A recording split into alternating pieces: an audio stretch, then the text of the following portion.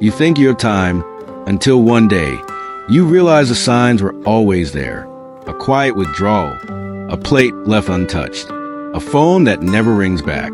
And by the time you understand what they meant, it's too late to ask the questions that mattered. These aren't dramatic changes. They whisper, not scream. A nap becomes an all-day rest. A once talkative parent now stares silently at the wall. The sparkle fades, not suddenly, but gently like the final flicker of a candle no one saw going out. But to doctors at Johns Hopkins, the Mayo Clinic, and frontline hospice caregivers, these signs are clear. Clear enough to act. Clear enough to prepare. Clear enough to love better. Before the final goodbye, in this powerful, soul-stirring journey, you'll learn how the body and spirit quietly begin their last transition, often months before anyone realizes. And you'll discover the 5 silent signs that most families miss, even when they're happening right in front of them. This isn't about fear. It's about awareness, about dignity, about showing up in a way that gives your loved one the comfort they may not know how to ask for. Because recognizing these signs doesn't mean giving up. It means giving the right kind of care when it matters more than ever. If you ever look back and wish you could have done more, said more, or simply understood, this is your chance to be present before the moment is gone. Let's begin. Part 1. The signs hidden in plain sight. Did you know that subtle shifts, like changes in sleep, appetite, or conversation, can quietly signal that someone you love may be entering the final season of life? Not with a loud alarm, not with a warning label, but with quiet patterns that are so easy to miss. A nap that stretches into the evening, a skipped meal, a distant look during a conversation. Doctors at Johns Hopkins, the Mayo Clinic, and Harvard Medical School have spent decades studying these early indicators, what they now call preactive signs of end of life. And they found that in nearly 80% of cases, the body begins sending out quiet biological signals up to 6 months before passing. The tragedy? Most families don't see the signs until it's too late to prepare. Not because they didn't care, but because no one ever told them what to look for. This is where it begins, with knowledge, with awareness, with the courage to notice what matters most. Sign number 1, dramatic changes in sleep patterns. Sleep becomes a sacred rhythm, not a routine. If your loved one suddenly begins sleeping 15 or more hours a day, or staying wide awake deep into the night, it's not just tiredness. It may be their body beginning the long, gentle process of letting go. According to geriatric researchers at Harvard Medical School, this sleep shift is not random. As the body prepares for its final transition, it reroutes precious energy away from active wakefulness and toward essential core functions like breathing, circulation, and cellular repair. The result? Longer periods of rest, unusual wakefulness at night, and a fading connection to the normal day-night rhythm we take for granted. This isn't laziness. It's the body whispering, "I'm getting ready." Harold's story, the missed clue. Take Harold, a gentle grandfather from Tennessee. He was always the first one up, bacon sizzling by 7 a.m., coffee brewed before the sun. But one spring, things started changing. He began dozing off during his favorite afternoon game shows. Then, he stopped waking before noon. Soon after, he was staying up until 2 a.m., staring blankly at the ceiling. His daughter, Emily, thought he was just bored or maybe a little depressed.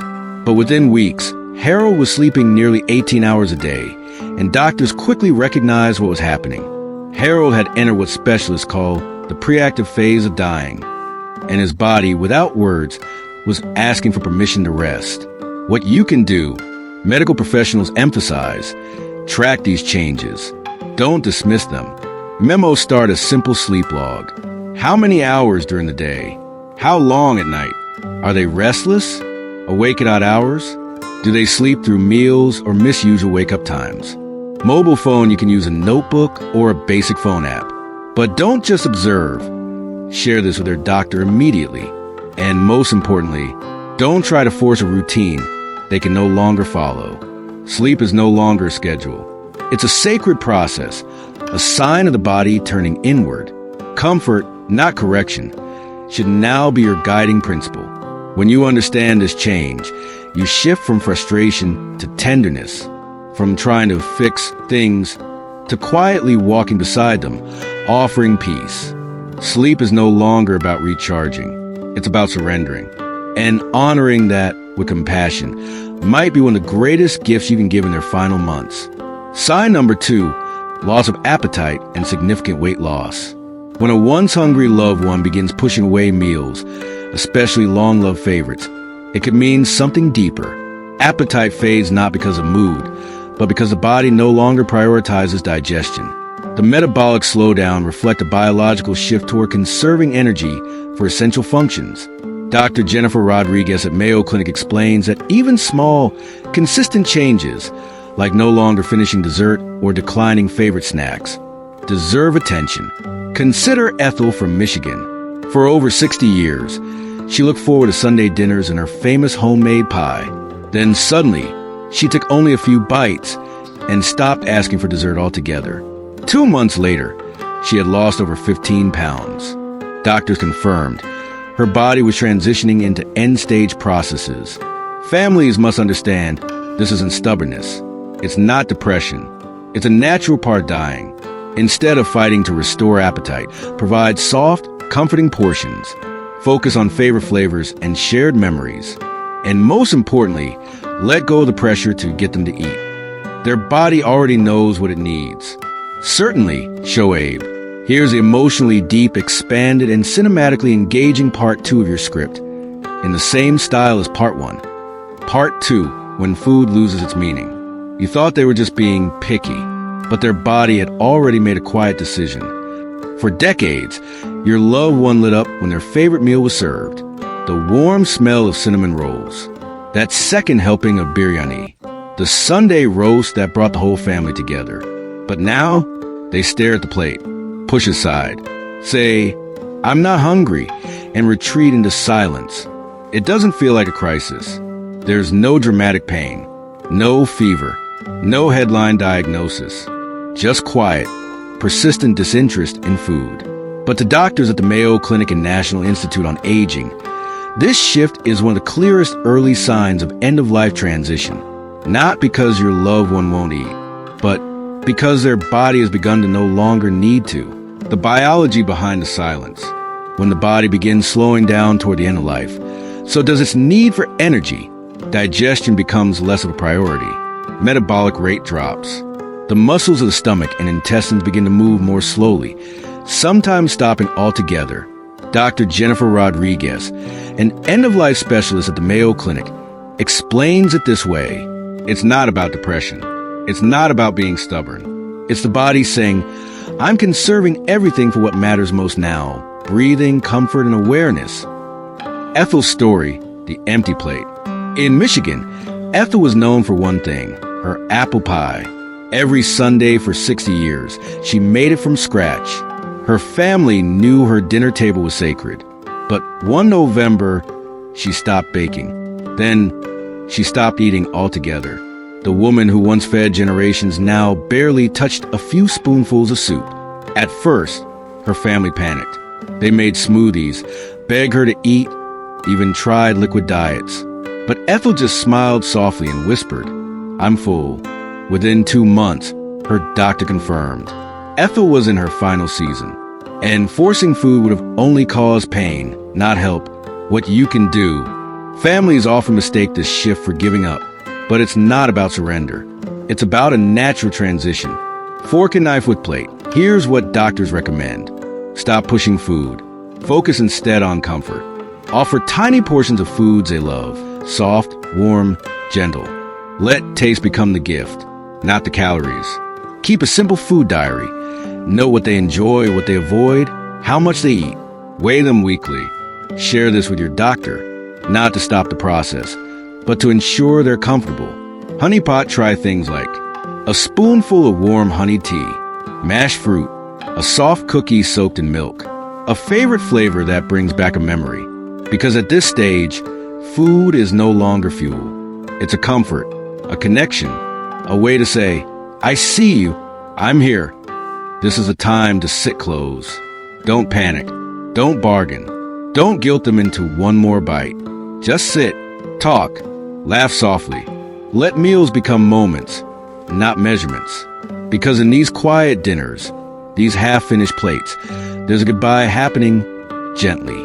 And your calm presence matters more than anything they could chew or swallow. Sometimes the greatest nourishment is your love. Part 3. The quiet goodbye. When they start pulling away from the world they used to call every Sunday. Now their phones sit silent. It's not anger. It's not sadness.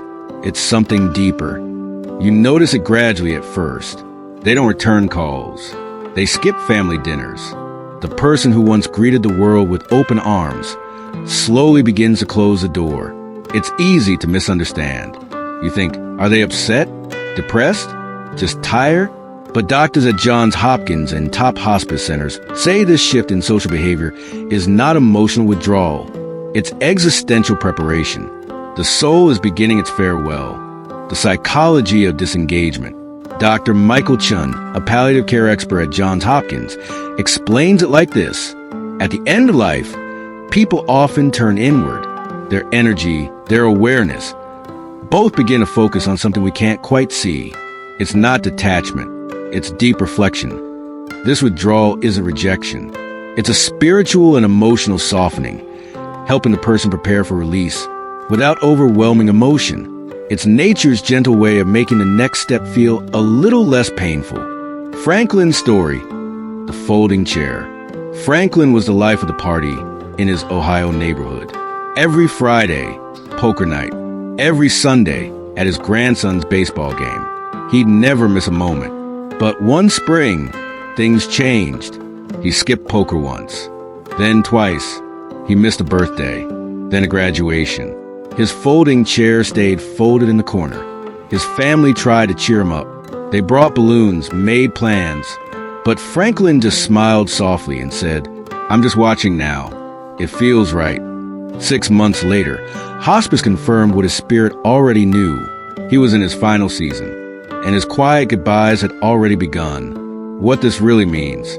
Doctors stress this kind of withdrawal isn't clinical depression. It's not something to treat or fix.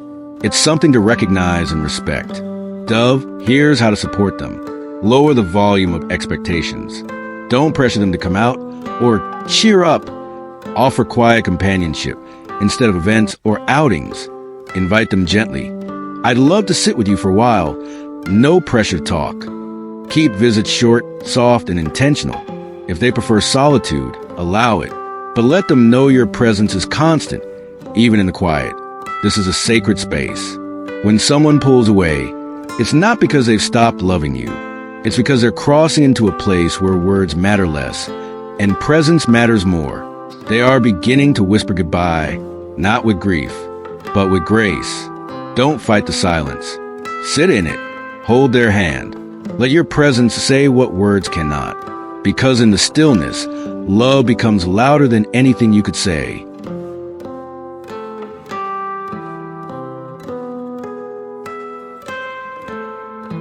Final thoughts. One day, you'll remember this time, not for what you said, but for how you showed up. You'll remember the way they smiled when you brought their favorite blanket, the quiet strength in your voice when they looked afraid, the way their hand gripped yours a little tighter when words were no longer enough. You'll remember the stillness, the small moments between the chaos, and you'll realize the end of life isn't just about dying. It's about how we love in the final stretch. The world teaches us to run from death, to hide it behind hospital curtains and polite silence. But what if we chose to face it, to understand it, to walk through it, not with fear, but with honor? Because when we recognize the silent signs, we don't lose hope, we gain purpose. To make the most of the days we have left, to say the things we've waited too long to say, to ensure that no one we love leaves this world feeling forgotten.